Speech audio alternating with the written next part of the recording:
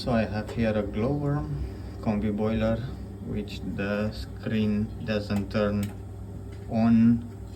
That means the PCB board was burned. I just replaced the PCB board and everything is fine now. So just put the heating and the hot water, and everything is normal.